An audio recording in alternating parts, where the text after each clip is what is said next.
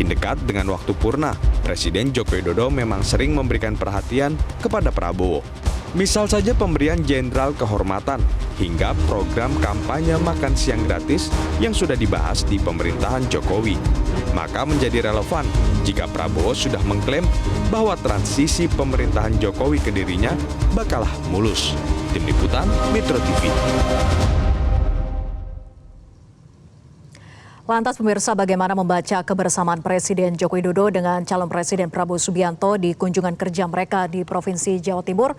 Sudah bersama kami pendukung Prabowo Gibran, Marwarar Sirait, dan pakar politik Adi Prayitno. Selamat sore Bang Ara dan juga Mas Adi Pray. Sore Vera, sore Mas Adi Pray. Mas Adi Pray sudah bergabung? Oke. Mas Adi Pray, coba cek dulu audionya. Di unmute. Mas Adi Pray? Oke, Mas Adi Pray. Halo, selamat sore Mbak. Oke, siap, selamat sore. Mas Adi, di luar dari kebiasaan Presiden Jokowi didampingi Prabowo dalam peresmian proyek jalan di Jawa Timur. Nah, biasanya kan dalam peresmian proyek infrastruktur itu Presiden hanya didampingi Menteri PUPR yang memang sesuai tupoksinya. Namun kali ini ada Menteri Pertahanan. Sebetulnya simbol apa yang bisa ditangkap dari momen ini? Apakah menunjukkan ke publik masa transisi pemerintahan dari Pak Jokowi ke Prabowo? Ya, saya kira menurut saya sudah jelas ya kenapa memang belakangan ini Pak Jokowi cukup terlihat begitu mesra dengan Pak Prabowo Subianto. Tentu ini sebagai upaya untuk menunjukkan kepada publik bahwa the next presiden setelah Jokowi adalah Pak Prabowo Subianto yang kemungkinan besar nantinya akan diumumkan oleh KPU sebagai pemenang di pemilu di 2024 ya Mbak. Jadi bagi saya ini semacam bagaimana melakukan penetrasi kepada publik bahwa yang akan melanjutkan semua hal terkait dengan policy dan kebijakan-kebijakan politik Jokowi di masa yang akan datang tentu akan dilanjutkan oleh Pak Prabowo Subianto yang kita tahu memang berpasangan dengan putra kandung beliau dengan Mas Gibran Rakabuming Raka. Itu satu ya. Yang kedua, bagi saya ini menjadi penting ya untuk dibaca karena memang sejak awal Pak Jokowi itu sangat terlihat mempersiapkan Pak Prabowo Subianto untuk melanjutkan estafet kepemimpinan di masa yang akan datang dalam konteks Pilpres khususnya. Karena memang Pak Prabowo ini dinilai sebagai sosok yang cukup memahami betul bagaimana keinginan politik Pak Jokowi di mana supaya Indonesia di masa yang akan datang itu mampu melompat menjadi negara kuat, negara tangguh, negara-negara yang kemudian bisa berkompetisi dengan negara-negara yang lainnya. Jadi tidak mengherankan sebenarnya kalau kemudian di berbagai event-event penting belakangan ini Pak Jokowi sangat sering mengajak Pak Prabowo Subianto. Ini kan sebagai upaya untuk melakukan ya semacam transisi politik nanti ya setelah serah terima jabatan di tanggal 20 Oktober. Jadi prakondisi untuk menuju transisi politik inilah sepertinya memang upaya-upaya penetrasi politik yang dilakukan oleh Pak Jokowi dengan Pak Prabowo Subianto supaya peralihan kekuasaan nanti ini smooth, tinggal landas dan kemudian sangat mudah bisa diimplementasikan. Ya. Saya kira di situ Mbak poinnya. Oke, kita tanya ke Bang Ara ya. Bang Ara, jadi apakah itu yang ingin ditunjukkan ke publik bahwa sekarang ini adalah masa transisi dari pemerintahan Pak Jokowi ke Pak Prabowo? Proses ini kan panjang ya, Vera. Saya rasa mereka dua kali bertarung keras waktu pemilu 2014 dan 2019. Dan kemudian akhirnya Pak Jokowi mengajak, merangkul Pak Prabowo untuk bersama di dalam pemerintahan Pak Jokowi 2019. Dan mereka akhirnya bersatu, walaupun sebagian pendukung Prabowo itu nggak setuju, sebagian juga pendukung Jokowi juga nggak setuju, tapi untuk bangsa mereka rukun bersatu. Saya pikir ini proses juga dilanjutkan dengan proses apa yang terjadi 5 tahun ini. Contoh bagaimana di DPR itu teman-teman dari Partai Gerindra, fraksi Gerindra ya, Pak Dasko selama ini selalu mensupport kebijakan-kebijakan pemerintahan Pak Jokowi Ma'ruf Amin. Dan itu sangat ditunjukkan dalam berbagai agenda seperti pembahasan undang-undang APBN, pemilihan Panglima TNI, pemilihan Kapolri, Gubernur Bank Indonesia dan lain sebagainya. Jadi itu tampak dari proses yang panjang itu ya. Dan menurut saya memang Pak Prabowo juga sudah menyampaikan secara terbuka bahwa beliau akan melanjutkan apa yang sudah dikerjakan Pak Jokowi, ya, apakah soal IKN, apakah soal infrastruktur, apakah soal juga anggaran desa, dan itu menurut saya sesuatu hal yang baik, sehingga saya baru beberapa hari lalu hadir ya di acara investor yang diadakan, forum investor yang diadakan oleh Bank Mandiri. Menurut saya bagus sekali ya, karena para investor di situ melihat bahwa ada kesinambungan, ada kelanjutan, supaya apa yang sudah dibangun selama 10 tahun ini bisa dilanjutkan, jadi tidak mulai lagi dari nol lagi begitu. Ini pesan yang bagus ya, ada kepastian bahwa kelanjutan ini penting sekali, stabilitas politik juga penting sekali, dan kepastian hukum juga penting sekali. Dan saya pikir ini kabar yang positif ya buat di Indonesia ya. Kita senang gitu bahwa pemilu bisa berjalan dengan cukup damai. Tentu pasti ada kekurangan, tidak ada yang sempurna, tapi juga bagaimana proses kita lihat secara utuh berjalan dengan baik. Dan kalau ada yang mungkin punya pandangan-pandangan yang berbeda, punya saluran masing-masing, apakah ke KPU, apakah ke Bawaslu, apakah ke MK, itu semuanya dipersilakan dengan baik. Saya rasa itu. Baik, itukah yang juga kemudian ingin ditegaskan Mas Adi dengan mengajak Pak Prabowo begitu ya, bahwa kelanjutan program-program yang nanti akan dilanjutkan di pemerintahan yang baru, seperti tadi disampaikan Bang Ara, infrastruktur, IKN, anggaran desa, dan sebagainya, itu benar-benar akan dilanjutkan oleh Pak Prabowo. Bisa tidak menjamin itu, Mas Adi Pray? Ya, saya kira memang kalau kita mendengar statement-statement dan komitmen politik yang disampaikan Prabowo dan Gibran sepanjang masa kampanye beberapa waktu yang lalu, saya kira tidak ada bantahan apapun bahwa semua legacy, semua proyek-proyek politik mercusuar yang menjadi kebanggaan Pak Jokowi itu dijamin untuk dilanjutkan oleh Prabowo Subianto, termasuk soal hilirisasi yang saya kira memang selalu diulang baik oleh Pak Prabowo Subianto dan Gibran sebagai upaya untuk menumbuhkan sektor ekonomi kita itu semakin maju. Kan target dan cita-cita terbesar Indonesia itu ke depan adalah untuk menuju Indonesia emas, yang saya kira memang membutuhkan fondasi yang cukup kuat, terutama fondasi ekonomi di mana para elit ini saling bahu-membahu, saling membantu dan saling memperkuat sebenarnya, bahwa ke depan tak ada alasan lagi bagi Indonesia untuk tidak bersatu, untuk menjadikan Indonesia jauh lebih bersaing, jauh lebih kompetitif ya dibandingkan dengan negara lain, terutama soal bagaimana target pembangunan ekonomi bukan hanya 5%, tapi kalau bisa 8, 10, bahkan 15%. Inilah yang saya kira memang fondasi politiknya harus diperkuat. Oleh karena itu, ketika melihat kebersamaan Pak Jokowi dan Pak Prabowo, bagi saya ini semacam prakondisi. Sekaligus sebenarnya memperkenalkan bagaimana proyek-proyek strategis yang selama ini dibangun oleh Pak Jokowi, itu tentu saja diharapkan bisa dilanjutkan oleh Pak Prabowo Subianto jauh lebih maksimal dan jauh lebih tuntas, Mbak. Jadi saya kira dalam konteks itulah tak ada perdebatan apapun. Tapi pasca 20 Oktober, apa yang bisa menjamin? Karena kan tongkat komando itu sudah berada di Pak Prabowo. Ya minimal sejauh ini Pak Prabowo ini kan komitmen politiknya bisa diukur ya. Bagi saya Pak Prabowo ini adalah seorang prajurit yang saya kira akan selalu memegang teguh janji-janji politiknya. Dan publik pun juga bisa mengingatkan kepada Pak Prabowo nanti kalau ada sesuatu yang baik yang dilakukan oleh Pak Jokowi itu belum tuntas dan belum dilaksanakan secara maksimal.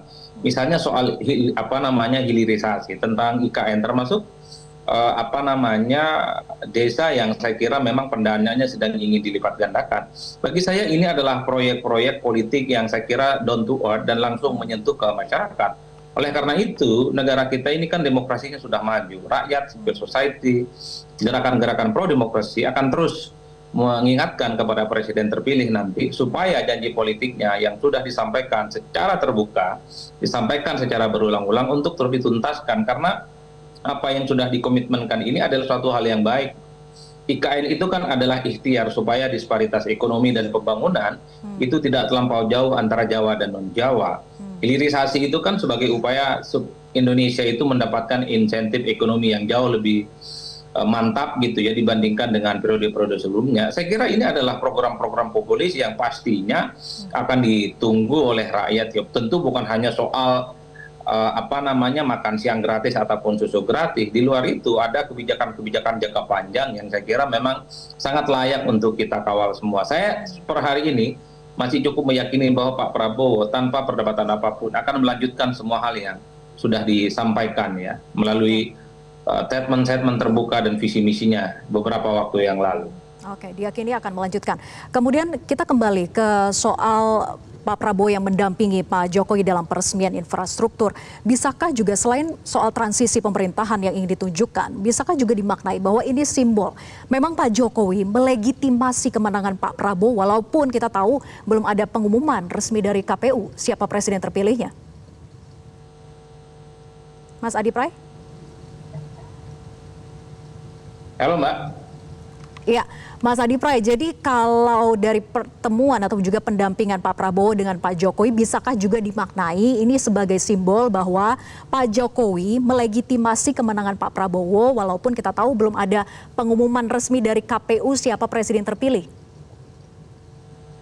Ya, saya kira publik tidak perlu menangkap itu secara vulgar dan gamblang ya. Saya kira sampai hari ini sudah hampir ada kesimpulan secara resmi bahwa hampir bisa dipastikan bahwa pemenang Pilpres di 2024 itu adalah paslon nomor 2 Prabowo dan Gibran. Jadi sekalipun Pak Jokowi tidak mengucapkan secara deklaratif soal kemenangan Prabowo dan Gibran, dari gestur politiknya ini kan menegaskan bahwa Pilpres sebenarnya sudah usai, pertarungan ini sudah game over, dan tinggal menunggu waktu sebenarnya KPU mengumumkan bahwa yang kemungkinan besar akan menjadi presiden terpilih adalah Prabowo dan Gibran. Ya, tinggal tentu kita harus menghormati proses penghitungan secara bertahap yang dilakukan oleh KPU. Oleh karena itu, variabel-variabel kemenangan Prabowo ini kan yang saya kira menurut saya sudah sangat nyata. Bukan hanya hasil survei, tapi juga real count yang dilakukan oleh KPU menegaskan selisih antara Prabowo dengan Anies, Prabowo dengan Pak Ganjar ini kan jauh sekali. Artinya dalam logika matematika politik apapun, sulit untuk dikejar. Dan bahkan bisa dipastikan Pilpres ini akan berlangsung satu putaran. Jadi bagi saya tentang kebersamaan Pak Jokowi dan Pak Prabowo ini kan untuk menunjukkan bahwa elit-elit negara di bangsa ini di masa yang akan datang tentu tak ada pilihan lain selain untuk bersatu. Tentu untuk memantapkan langkah kita itu menuju Indonesia Emas yang saya kira semua kekuatan politik harus bergandengan. Maka tak mengherankan dalam pidato politiknya pasca Quick Count yang disampaikan oleh Pak Prabowo dan Gibran akan merangkul pihak-pihak manapun ya putra-putri terbaik bangsa dan negara untuk sama-sama memajukan Indonesia. Tentu ini adalah harapan kita semua bahwa Pak Prabowo tanpa sekat-sekat politik apapun bahwa pasca Pilpres kalau memiliki kapasitas kompetensi untuk memajukan dan bangsa mereka harus menjadi bagian pembangunan di Republik ini untuk yang akan datang. Saya kira di situ Mbak poinnya. Oke, tapi kan ini poinnya ya seperti yang dikatakan oleh Pak Mahfud bahwa tidak etis ketika memang legitimasi itu dilakukan ketika belum ada pengumuman dari KPU. Nah, saya ingin ke Bang Ara. Bang Ara, seberapa penting sebetulnya legitimasi dari Presiden atas kemenangan Pak Prabowo, terlebih belum ada pengumuman dari KPU sejauh ini? Kita harus menghormati proses di KPU, ya, karena yang berjalan sekarang kan proses yang formal ya, yang menjadi pegangan bagi masyarakat ya, gitu. Walaupun dalam kehidupan sehari-hari, saya senang tadi Mas Adi Pray sudah menyampaikan, saya minggu lalu bikin acara syukuran pemilu berjalan dengan damai di Subang, kemudian juga ada teman-teman, kita kan saling kenal lah ya, teman-teman juga di Jakarta, para pendukung pasangan nomor 1 dan nomor 3. Ya tentunya juga kita sudah memahami apa yang akan terjadi ya. Sudah ada yang memberikan selamat, kita juga menyampaikan mari kita bergandengan tangan kembali, bersatu kembali ya. Pak Prabowo selalu mengatakan jangan yang menang itu mengambil semua, menguasai semua, ayo kita bersama-sama, itu kan sudah dikatakan Pak Prabowo berkali-kali. Dan saya senang nih Mas Adi Pray, hari ini Metro soundnya kedengarannya bagus sekali ya, benar-benar persatuan, suara persatuannya itu udah tampak. Ini kan bagus ya, mungkin kalau kita dengar seminggu 2 minggu lalu agak beda nih suaranya kan begitu. Hari ini udah lain, terima kasih. Jadi kita mengerti politik itu ada formal, ada juga apa yang dirasakan oleh masyarakat gitu loh. Dan menurut saya ini hal baik gitu loh, bahwa ya masyarakat aja sudah mengerti kok ini 1 putaran atau 2 putaran, siapa yang akan menang. Kemudian yang menang juga sudah berjanji akan merangkul semuanya, kan begitu kan. Ini saya pikir ini kabar-kabar baik gitu, yang membuat para politisi Indonesia juga bisa menjadi negarawan. Saya pikir kita mesti naik kelas lah. Pak Jokowi ingin melakukan lompatan dari penghasilan kelas menengah menjadi negara industri, untuk itu dibuat hilirisasi. Tentu juga cara kita berpolitik, etika kita berpolitik, dan juga bagaimana bersama, tidak ada yang bisa membangun Indonesia ini sendirian. Ya, saya pikir tadi Mas Adi Pray itu bagus sekali, kata-katanya saya sangat mendukung sekali, dan ya mari kita jaga sama-sama. Bang Ara, dalam sebuah kesempatan juga Pak Prabowo mengatakan bahwa meyakini transisi pemerintahan ini akan mulus, terlebih Pak Prabowo mengakui ia adalah timnya Pak Jokowi. Jadi pesan apa yang ingin disampaikan dari hal ini? Ya, pesan konsistensi bahwa memang betul Pak Prabowo adalah menterinya Pak Jokowi, seperti banyak menteri-menteri yang lain. Itu kan bagian dari pemerintahan Pak Jokowi, dan sudah menyampaikan akan melanjutkan apa yang sudah dilakukan oleh Pak Jokowi. Itu sudah sangat jelas. Yang lucunya kalau itu yang disampaikan Pak Prabowo, kemudian yang terjadi hari ini Pak Prabowo dan Pak Jokowi kelihatan dari gestur, dari komunikasi tidak baik. Yang terjadi kan konsistensi dari apa yang diomongkan oleh Pak Prabowo. Menurut saya ini adalah hal yang baik gitu. Masyarakat akan sangat peka kalau yang terlihat adalah hal yang sebaliknya. Tapi yang terjadi adalah justru Pak Prabowo sangat konsisten dengan apa yang disampaikan. Mas Gibran konsisten dengan apa yang disampaikan. Kan begitu. Dan saya rasa semua sudah merasakan bagaimana Pak Jokowi orang yang senangnya merangkul bersama-sama, santun, ya, tidak senang katakanlah menekan-nekan orang, dan pasti dia melakukan itu dengan approach yang soft gitu ya, yang baik gitu kan. Saya rasa itu sudah dilakukan kok sama Pak Jokowi selama 10 tahun ini kan begitu, sehingga bisa dikatakan pemerintahan 10 tahun ini baik-baik aja gitu. Baik, Bang Ara, kan sebelumnya Pak Erlangga juga sempat mengatakan gitu ya, bahwa Pak Jokowi akan mendapatkan peran penting di pemerintahan baru nanti, bahkan dari TKN Derajat Wibowo juga akan melibatkan Pak Jokowi dalam pembentukan pemerintahan baru. Jadi peran penting apa sih sebetulnya yang akan diberikan ke Pak Jokowi nanti setelah tidak lagi menjadi presiden atau pasca 20 Oktober?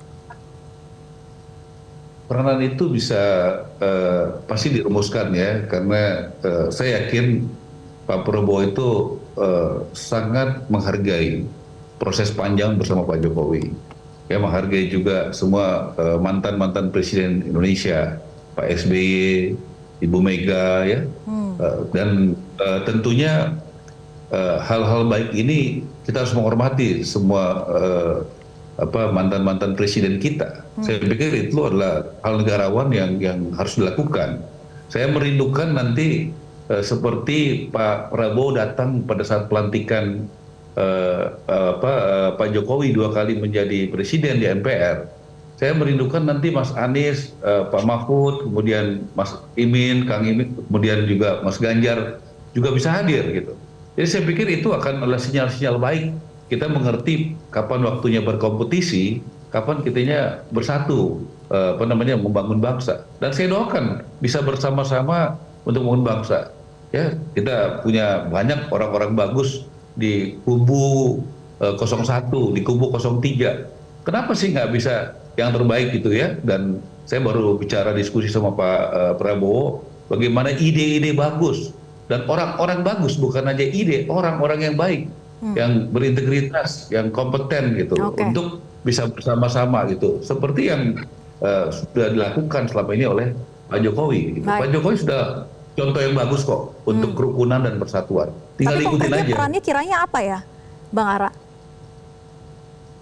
Kalau apakah saya dalam struktur pemerintahan atau tidak? Memprediksi ya, saya memprediksi ya. Saya tidak dalam kapasitas menentukan, cuma prediksi saya tentu sangat dibutuhkan nasihatnya, advice-nya, ya. Menurut saya itu sangat penting sekali. Kalau dulu kita beberapa tahun lalu misalnya ada Dewan Pertimbangan Agung bisa semacam itu gitu ya.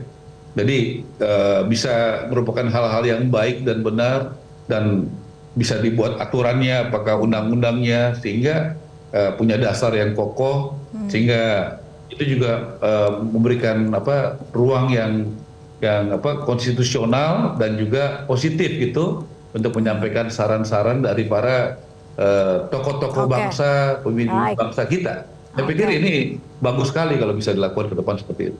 Oke, sebagai pemberi saran dan juga nasihat gitu ya. Nah, saya ke Bang Adi kemudian. Bang Adi, apakah status politik Pak Jokowi itu akan menjadi sangat penting dalam menentukan pengaruhnya nanti terhadap pemerintahan baru pasca sudah tidak lagi menjadi presiden setelah 20 Oktober dan juga potensi pecah kongsinya antara Pak Prabowo dan Pak Jokowi apakah mungkin terjadi setelah 20 Oktober itu, Mas Adi?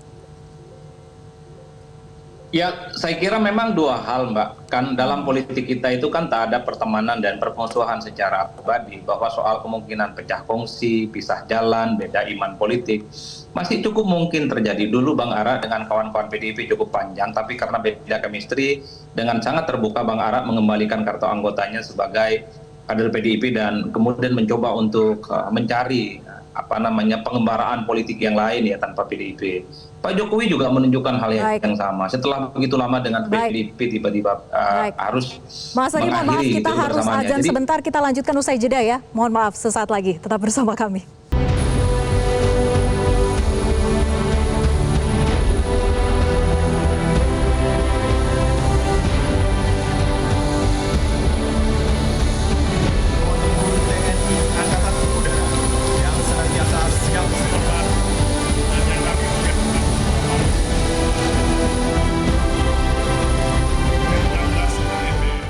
Kita lanjutkan perbincangan, Mas Adi, mohon maaf tadi terpotong kumandang azan.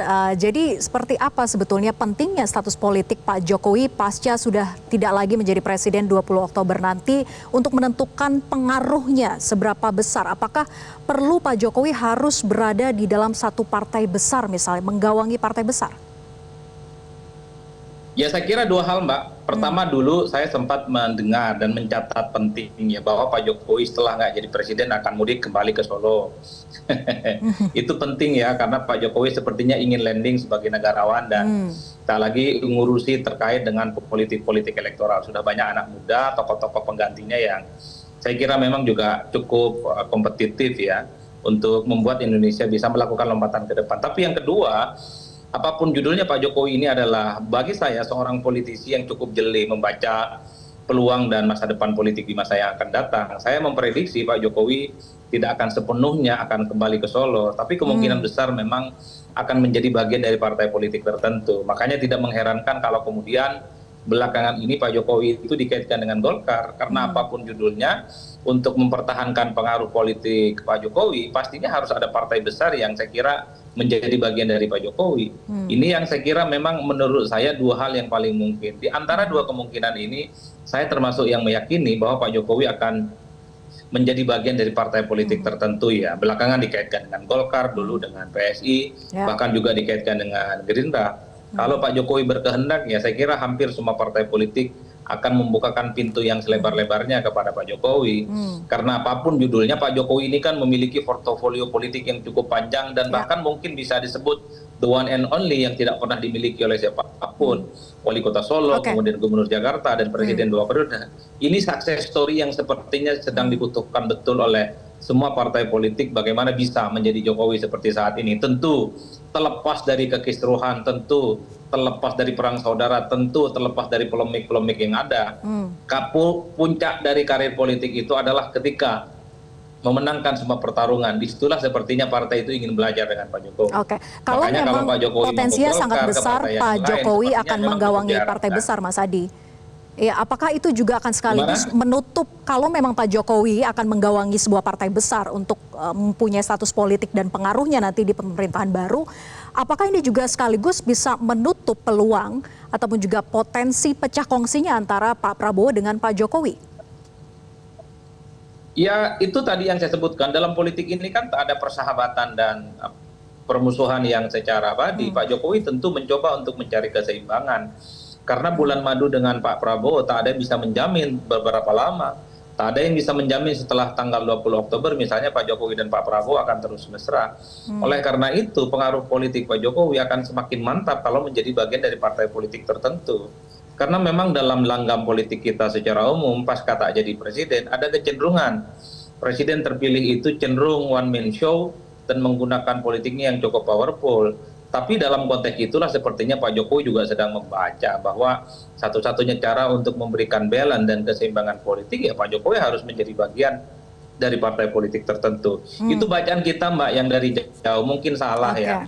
Tapi yang jelas bahwa Pak Jokowi akan terus menjadi bagian penting dalam landscape politik kita ke depan ya. Makanya tak mengherankan kalau kemudian belakangan ini Golkar sangat kelihatan getol gitu ya untuk menjadikan Pak Jokowi dalam tanda kutip bagian dari diskursus menjadi keluarga besar mereka. Karena bagi saya ada mutual interesting, Pak Jokowi juga butuh partai besar kelihatannya. Begitupun dengan Golkar, butuh sosok kuat seperti Pak Jokowi.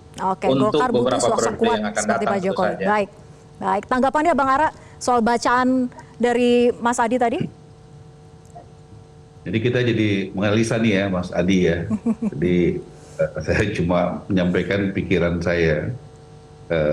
Kalau melihat Pak Jokowi tentu kita tidak bisa melepaskan dengan approval rating dia yang tinggal berapa bulan lagi itu ada pergantian presiden, tapi berkisar antara mungkin mendekati 80 sampai 80 lebih. Itu paling tinggi setahu saya di dunia saat ini. Dan sangat jarang sekali presiden yang tinggal tidak sampai setahun, itu kepercayaan publiknya sampai setinggi itu. Artinya kalau 8 dari 10 orang, 80 juta dari 100 juta orang, 160 juta dari 200 juta orang Indonesia itu percaya sama beliau. Itu bukan main-main menurut saya. 80 juta dari 100 juta, 160 juta dari 200 juta. Dan ini di mana-mana kan kepercayaan, membawa agenda besar, baik politik, hukum maupun ekonomi, sosial budaya. Itu kalau tidak dapat kepercayaan, udah pasti berat aja di lapangan. Sampai sekarang kemana-mana terbuka, salaman sama rakyat, foto, selfie, memberikan bantuan langsung. Ya, saya rasa tidak ada presiden yang begitu longgar ketemu dengan rakyatnya, karena dicintai dan memberikan rasa aman. Saya juga dengan sampaikan Mas Adi Pray, model ke depan itu bentuk Pak Jokowi itu akan seperti apa? Tadi ada satu model akan diminta oleh partai yang besar atau yang akan besar. Saya rasa bukan aja yang besar Mas Adi Pray, yang mau besar juga, yang mau menang akan minta Pak Jokowi juga untuk bergabung. Masalahnya Pak Jokowi ini mau apa enggak kan gitu. Kalau saya menduga Pak Jokowi akan mengambil tetap posisi tentu dengan fondasi ada beberapa partai koalisi, ada Golkar, ada Gerindra, ada Demokrat, ada PAN, ada PSI, ya, dan beberapa partai lainnya. Bagaimana ini akan menjadi satu tim? Oke, Bang Ara, masih mungkin tidak Pak Jokowi kembali ke rumah lamanya? Kalau itu Pak Jokowi yang tahu lah. Ya, jadi saya hanya menyampaikan bahwa bisa saja format yang sampaikan Mas Adi tadi itu sebagai salah satu opsi. Tapi juga bisa juga bagaimana kebersamaan tadi yang ada di dalam KN, berbagai partai itu tentu mesti ada yang mimpin, mesti ada koordinirnya. Saya rasa yang paling tepat memimpin daripada berbagai partai itu adalah Pak Jokowi. Karena terbukti bisa membawa harmonis, kebersamaan. Kalaupun ada perbedaan, pasti ada perbedaan, tapi bagaimana cara menyelesaikannya dengan memanusiakan, dengan merangkul, mencari solusi. Saya pikir figur beliau ini sudah terbukti bisa memanusiakan orang, bisa sabar, dan bisa efektif mengelola pemerintahan dan juga mengelola masyarakat. Itu jarang. Biasanya orang di elit bisa, di bawah, di rakyat nggak bisa. Di rakyat bisa, di elit nggak bisa. Jokowi terbukti bisa dua-duanya. Baik, terima kasih Bang Ara dan juga Mas Adi Pray atas diskusinya malam hari ini di Prime Time News. Selamat malam. Jelajahi cara baru mendapatkan informasi. Download Metro TV Extend sekarang.